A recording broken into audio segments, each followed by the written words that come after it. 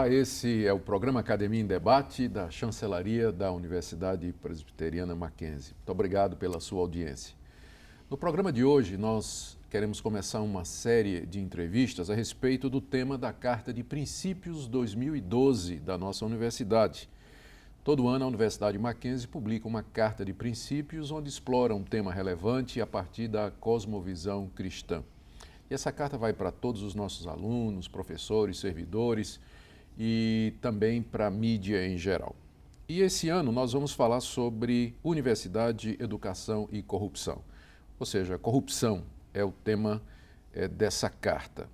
E eu queria enfatizar ou enfocar alguns aspectos da corrupção nos nossos programas. Um é a questão da corrupção no aspecto político, outro na vida individual e outro também na questão religiosa. E nós vamos começar com esse último. Para falar sobre corrupção no âmbito religioso aqui no Brasil, está conosco hoje o Dr. Paulo Romero, que é doutor em Ciências da Religião e professor na mesma área aqui no nosso programa de religião na Universidade Presbiteriana Mackenzie. Paulo, muito bem-vindo ao programa, é sempre uma alegria muito grande receber você aqui. Muito obrigado, Dr. Augusto Nicodemos, pelo convite. Eu também estou muito feliz por participar hoje do programa Academia em Debate. Paulo, quando a gente fala em corrupção, a ideia da corrupção, eu andei dando uma olhada nos dicionários, léxicons, é de apodrecimento. Ou seja, é uma coisa que foi feita ou preparada para uma determinada finalidade, não atingiu aquela finalidade, não foi usada corretamente e ela se deteriora, se apodrece. Então, quando a gente fala em corrupção em termos de religião, as pessoas pensam mais no uso errado do dinheiro, ou seja, uma coisa bonita que é o emprego dos recursos para uma causa nobre, ela perde a sua finalidade, se corrompe. E aí vem a ideia da corrupção. Mas nós podemos falar de corrupção dentro das igrejas, nesse sentido de dinheiro?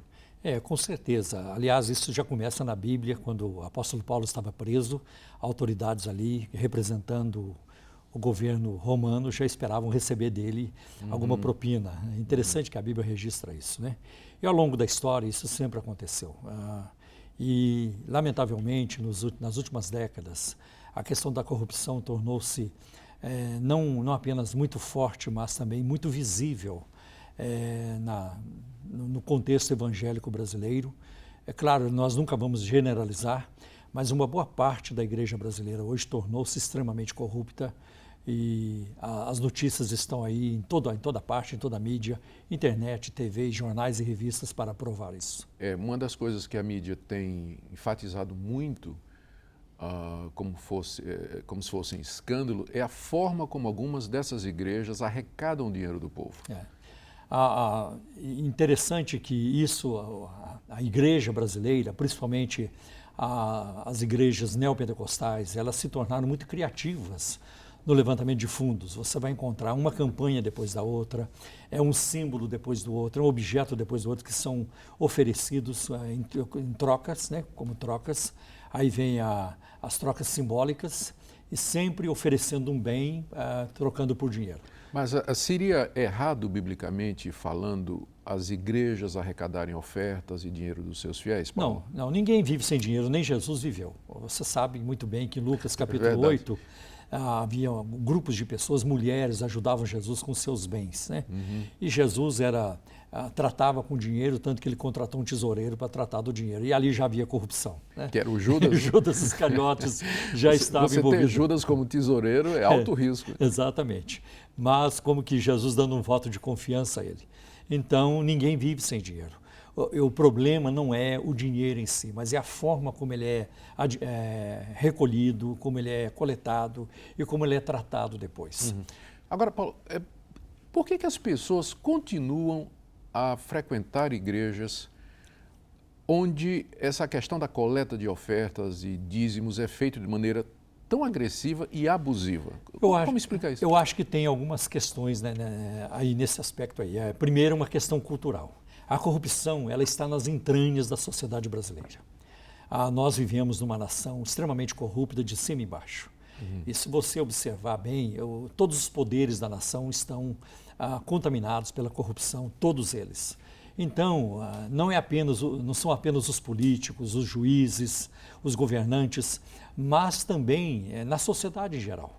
Por exemplo, o brasileiro, muitos deles, né, faz parte da sociedade brasileira, ainda tem aquela mania de furar fila, tem aquela mania do jeitinho, de passar outros para trás. Então, existe uma cultura da transgressão. Essa é uma das características da sociedade brasileira, a cultura da transgressão. E isso entra nas igrejas também? Com certeza. Mas, Paulo, não é nas igrejas que nós encontramos, ou deveríamos encontrar, pessoas que nasceram de novo, se arrependeram, foram regenerados, tiveram suas vidas transformadas, pelo menos é isso que eles dizem. Mas eu ainda gostaria de rapidamente elaborar o seguinte, uma outra razão por que as pessoas continuam sustentando, apoiando ministérios corruptos é porque elas se distanciaram da Bíblia. Elas não conhecem mais, elas não incorporaram às suas vidas valores bíblicos. A igreja brasileira é uma igreja que se distanciou da palavra de Deus. Então você não tem mais a pregação do Novo Testamento, a cruz, você não tem valores cristãos sendo pregados. Tudo que você encontra hoje é autoajuda, é sucesso, e isso é muito complicado, né? Então as pessoas continuam ajudando por causa disso. Agora, num certo sentido, elas também são parte responsável, tem culpa nisso, não é? Claro Porque eles fazem as campanhas pedindo dinheiro, mas as pessoas dão voluntariamente. Mas por que as pessoas... O que elas ganham dando esse dinheiro para essas igrejas? Olha, quando elas veem um líder bem-sucedido, ele é o ideal de vida para elas, né? Olha, ele é bem-sucedido, ele é próspero, ele tem avião, ele tem mansão, ele tem muito dinheiro. Olha onde esse homem chegou. E ele é o meu modelo, e eu quero chegar onde ele chegou, né?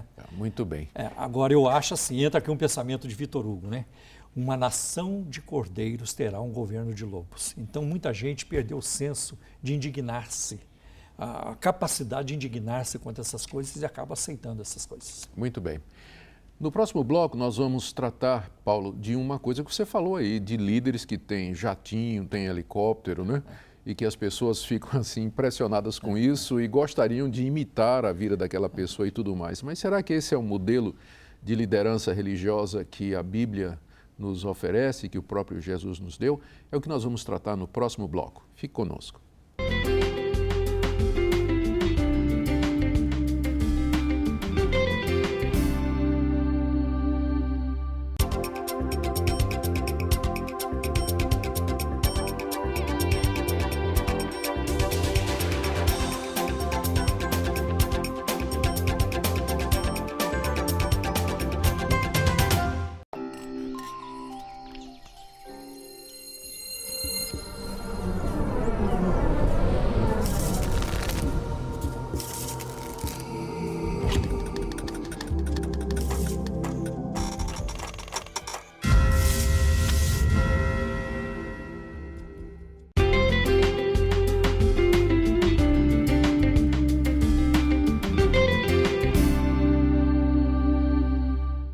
Estamos de volta com o programa Academia em Debate e nesse programa entrevistando o Dr. Paulo Romeiro acerca da corrupção nas igrejas no Brasil.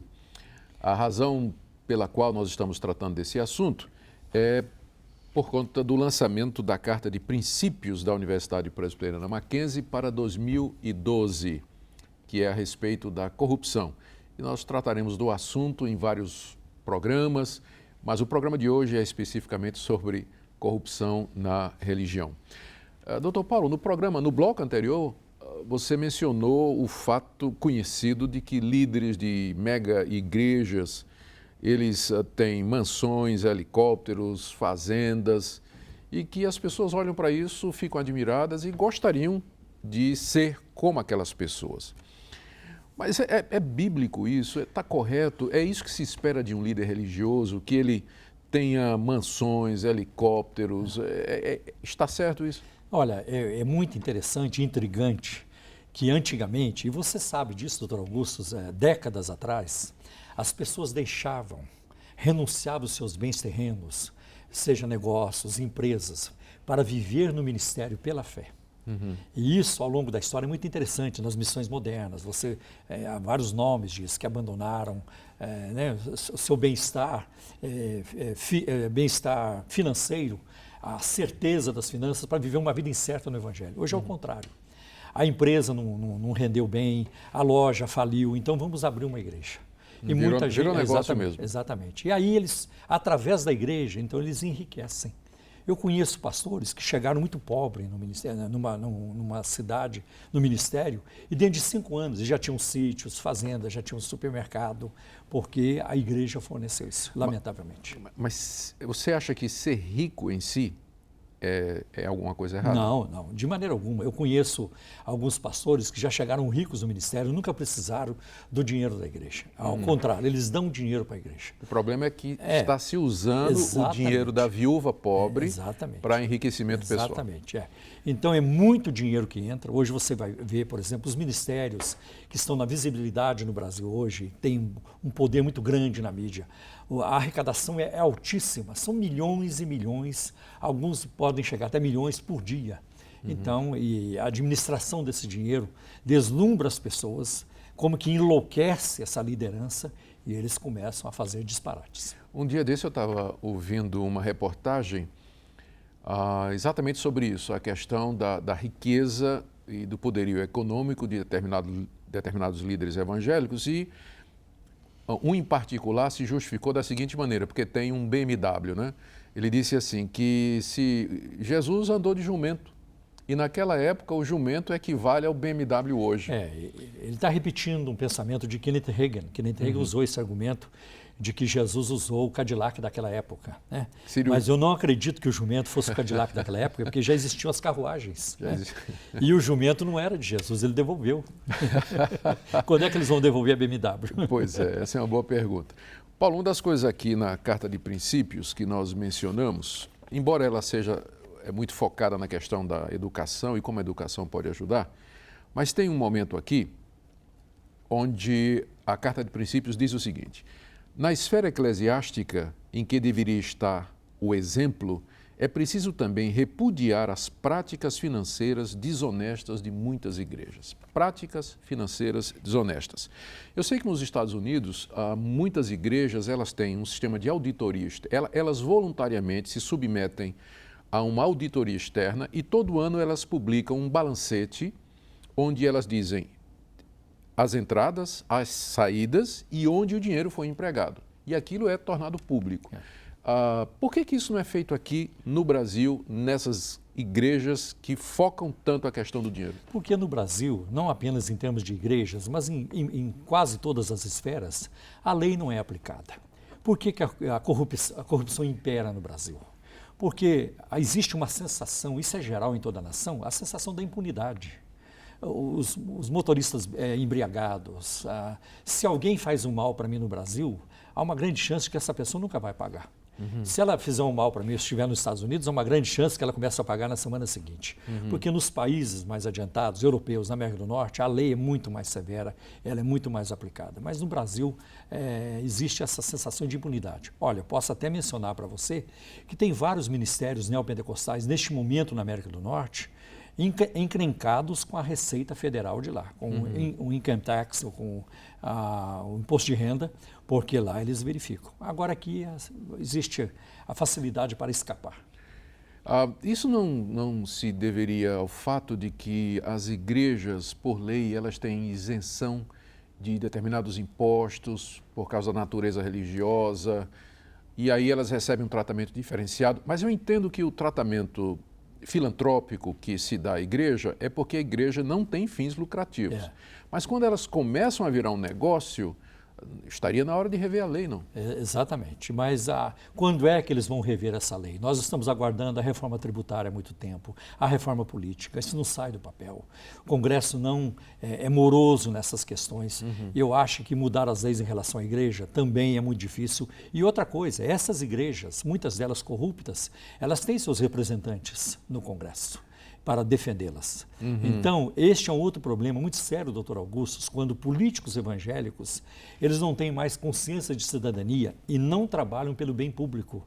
Eles trabalham como despachantes de suas igrejas, para defender seus interesses. Saiu uma estatística há pouco tempo, acho que você viu também, que, aliás, uma informação dizendo que mais de 50% dos deputados evangélicos, eles estão debaixo de algum tipo de processo por corrupção e coisas suja. dessa natureza, né?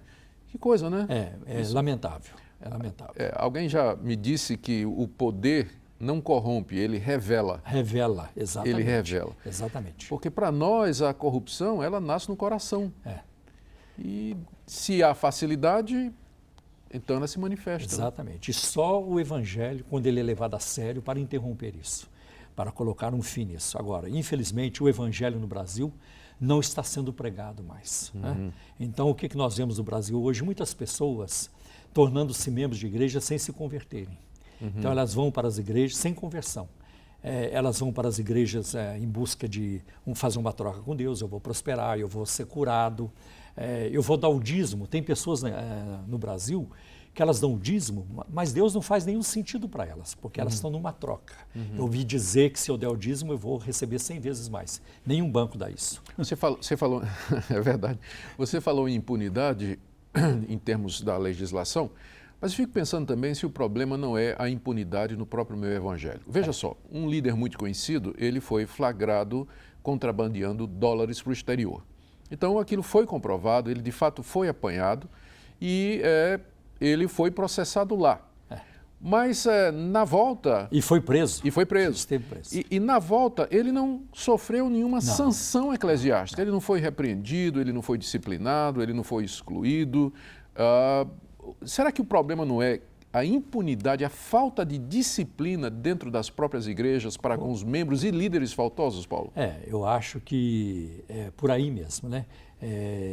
Inclusive ele recebe apoio de outros colegas e tudo isso, recebeu muito apoio. E assim, é revoltante ver que quando um líder ele causa um grande escândalo, imediatamente aparece uma turma para apoiá-lo e para ajudá-lo e tudo isso. Eu acho que eles têm o mesmo problema. Muito bem.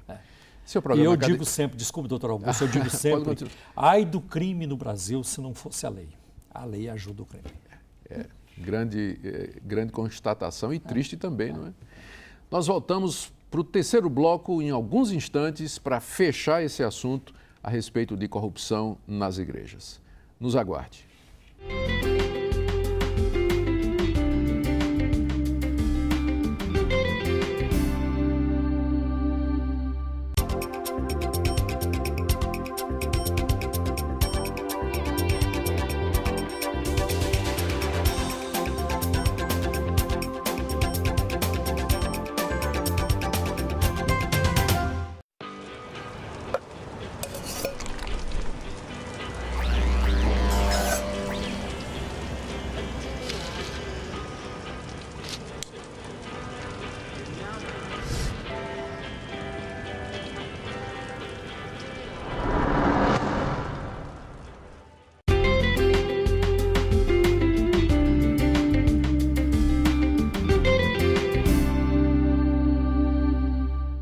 Estamos de volta com o programa Academia em Debate e no programa de hoje entrevistando o Dr. Paulo Romeiro acerca da corrupção nas igrejas brasileiras.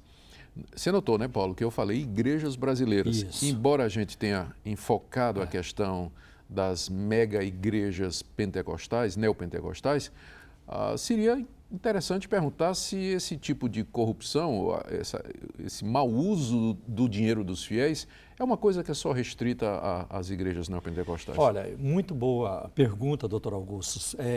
A corrupção existe em toda parte porque ela vem da maldade do coração. Isso aí é uma coisa bíblica, teológica, a teologia explica isso. Agora, é interessante que as igrejas históricas, elas criam mecanismos para diminuir isso.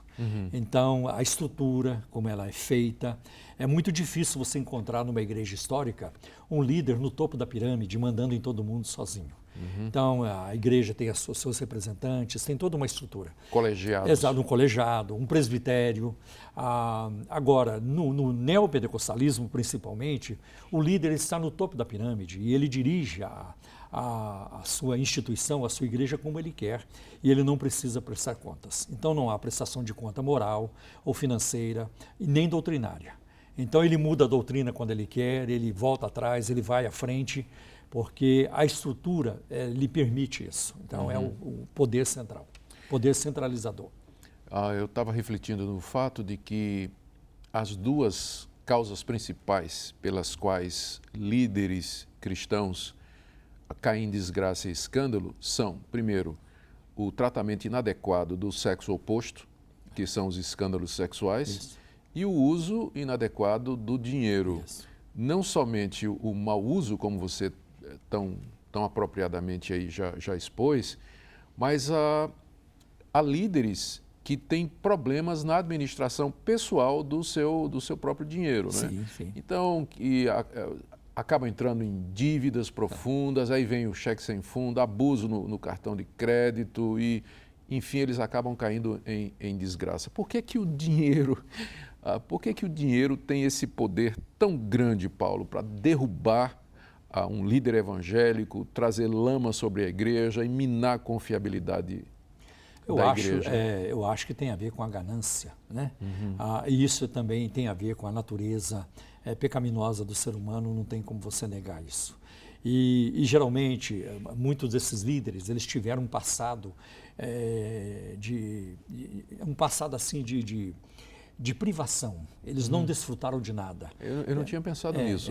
Então, igual aquele caso que você falou da pessoa que começou pobre, sem nada. Exatamente. E, de repente... Então ele não tinha. Tem até um líder aí que ele gosta de dizer que ele morava na rua, não tinha onde morar. Hoje ele está riquíssimo, né? E aí o mau uso do dinheiro chega. Por exemplo, para mim não se justifica uma igreja evangélica investir em terras, investir 50 milhões em terras. Não há o que possa justificar. Sendo no nome dele, o mesmo nome da igreja não justificaria. Em regiões longínquas do país, né? Inóspitas do país. Então, muitos deles vieram de uma vida de privação, queriam ter. E agora, quando chegou a oportunidade, é aquele ditado, né? Quem nunca comeu melado, quando come se lambuza. É o que está acontecendo. É o que está acontecendo. Ainda nessa linha de compra milionária de terras, recentemente a mídia explorou aí o fato de uma briga entre duas grandes potências, né? Duas grandes igrejas neopentecostais. Inclusive um vídeo que foi muito visto no YouTube de um desses líderes entrevistando uma mulher endemoniada e obrigando o demônio a dizer que era ele, o demônio, responsável pelo sucesso da igreja do outro. Exatamente. Onde é que nós vamos parar, Paulo? Eu vi esse vídeo, eu lamento até que alguém recorrer à ajuda do demônio para evitar a perda de seus membros. Aí você vê uma disputa mercadológica, uma concorrência de mercado. Ninguém ali está atacando o outro, ou pelo menos tratando de questões doutrinárias, não foi motivo, essa não é a questão, nem questões morais e nem problemas ligados à doutrina, mas o interesse ali é estritamente mercadológico. Quando você vê o dinheiro indo para um outro ministério, indo em grande quantidade, diminuindo aqui, então esse é o motivo da briga. Paulo, o que você acha que nós poderíamos fazer, o que a igreja poderia fazer para, pelo menos, diminuir os efeitos desse tipo de corrupção nas igrejas evangélicas no Brasil? Há algo que pode ser feito? Eu gostaria de ver as igrejas sérias ganhando mais visibilidade. Por que elas se escondem? Por que elas não aparecem? Porque aí a mídia e a sociedade em geral vai pensar que todos são iguais. Que batistas, presbiterianos, metodistas e neopentecostais, os mais extremados, são todos iguais, e não são. É muito confortante ver, por exemplo, o reverendo Hernandes Dias Lopes pregando na televisão, né? Porque sempre vai trazer uma palavra equilibrada, alinhada com a reforma protestante e com a ética cristã. Então eu gostaria de ver mais disso aí na sociedade, esse referencial. E, infelizmente, a sociedade brasileira está muito pobre de referenciais ligados à Bíblia Sagrada. Quase tudo que tem na mídia é disso aí, é de corrupção, é abuso de poder, é o grotesco, o culto não é mais culto, é show. O abuso na área da música também é muito grande no meio evangélico, nós sabemos disso. Quando os cantores começam a cobrar 40 mil para cantar um hino ou dois, 50 mil. Isso é outro ponto que nós poderíamos ter abordado aqui, né? Os espetáculos gospel, as estrelas gospel agindo como as estrelas aí no mundo. Então é lamentável. Isso mostra que os pentecostalismos no Brasil, muitas igrejas no Brasil, ao longo das décadas, elas deram muito mais importância ao carisma do que ao caráter. Mesmo que a pessoa não tenha caráter, mas ele atrai. O mercado valoriza quem gera consumidores, quem gera consumo. Então, o mercado hoje impera, lamentavelmente, e não a Bíblia.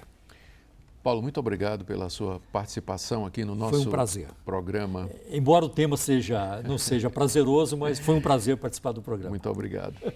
Nós queremos agradecer a sua audiência. A questão da corrupção está instalada, como nós entendemos, a partir da perspectiva cristã de mundo, no coração do homem. E somente Deus pode, mediante Jesus, regenerar o ser humano e lhe dar forças para lutar contra a corrupção do seu coração. E é o que nós acreditamos aqui na Universidade Presbiteriana Mackenzie. Nós agradecemos a sua audiência. Caso você tenha alguma pergunta, alguma contribuição, você pode nos escrever no e-mail academiaemdebate, minúsculo, tudo junto, @mackenzie.br, e nós teremos prazer em responder. Muito obrigado pela sua audiência e até o próximo programa Academia em Debate. Até lá.